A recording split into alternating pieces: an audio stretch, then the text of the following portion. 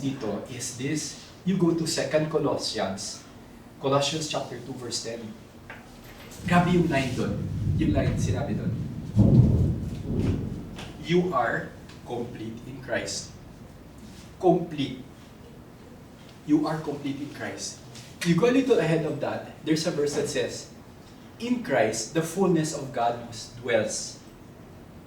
Ang whole perfect God was put in Christ.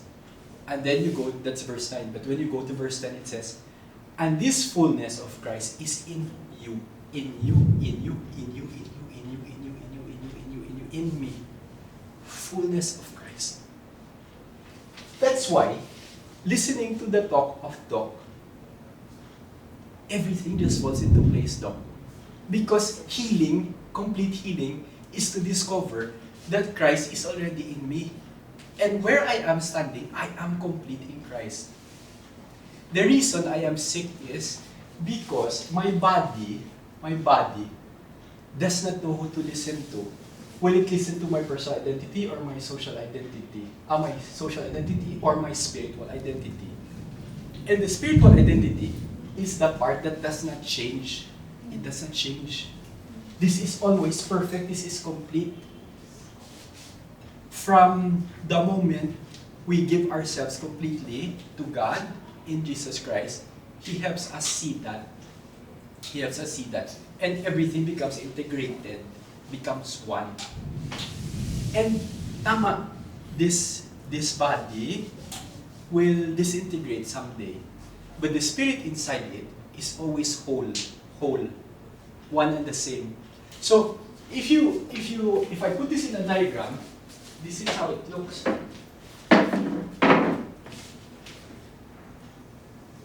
That's the body, mind. This is the body. This is the mind. This is a different way of looking at it, no? This is the heart or emotions, and this is the spirit.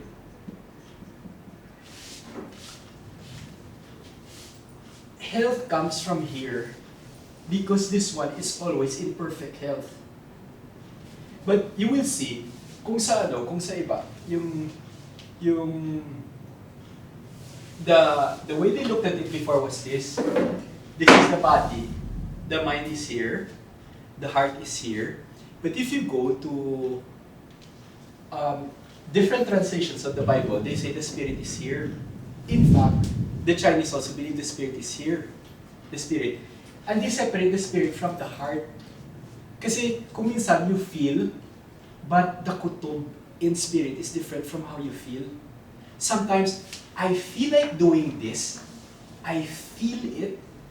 But there is a spiritual dimension deeper than feeling that says, yes, you feel that is right, but that is not the best thing to do.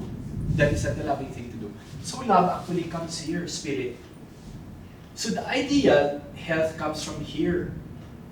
And like Doc said, the toxicity comes from here. And emotions from here. They come together. But the interesting thing here is this, if you look at it, na-sandwich to ng body and spirit, yung heart and mind. So sometimes, when your heart and your mind think something else, just let the body do something. You say, Doc, you're tired, like that, you're tired. The spirit will move you and say, get out. And your body will move you, you will walk outside and you will go to the sun again and you said, feel energized and hug that tree and get energized. The body sometimes is the closest connection to the spirit. That's why, if you ask me, it's a spirit, Doc, that tells the body to show signs of cancer, to show signs of sickness. The spirit, it bypasses this. Because the body knows, the mind and the heart will not listen to it. But the spirit always knows. And with this misalignment with the spirit and the body, where there's misalignment, it shows in the body. But the thing is, the beautiful thing is this, we can start again anytime because the spirit is always whole. It is perfectly healthy. the Spirit is always complete in Christ. And when we start from there, this begins to expand. The Spirit takes control of the heart, the mind. And then you will see the body healed. The body healed. So like, the spontaneous healing, madok yung ganun lang, yung if only I can touch his tassel, I will be healed. Yung hemorrhagic, stop immediate. Parang, diretso. Kasi, nag-connect na yung spirit ng tao sa kay Jesus, nag-tap na. And so, sometimes we surprise ourselves because the Spirit bypasses everything. And so you have stories of a lola carrying a big TV set or the refrigerator.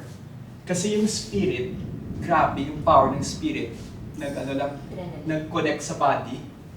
Dala ng lola yung malaking refrigerator nilabas sa bahay.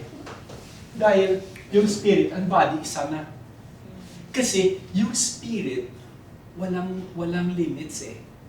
Unbounded siya. Kahit anong pwedeng gawin ito. That's why sometimes your spirits connect.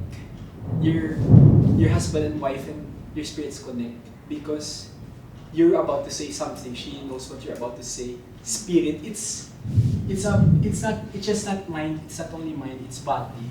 Or you know when that phone rings, it's him. It's him na. Or you know, punta tayo dun. Yun rin, yung pinag-isipan ko, punta tayo dun. You're one. Spirit. Yung sabi ni Doc, yung what we are doing here is affecting people in Jakarta. What we're doing here. Because it's spirit. It's spirit.